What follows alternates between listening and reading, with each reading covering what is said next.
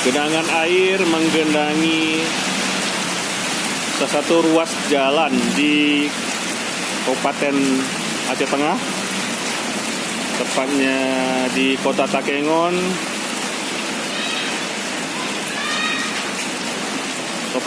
Lokasi ini berada di Jalan Yos Sugiarto, Blangkolak 2, atau tepatnya di sekitar warung mie ayam Gelora.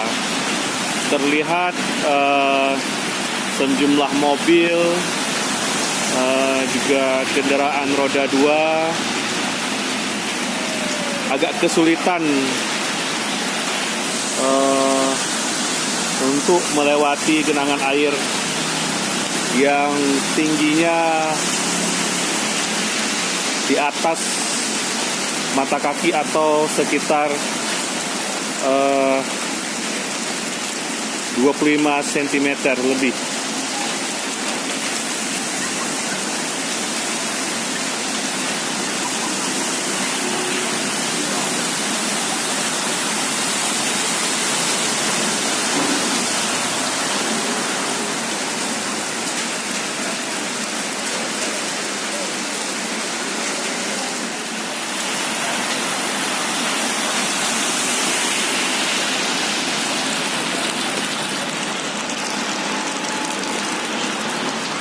Drainase nampak tidak lancar.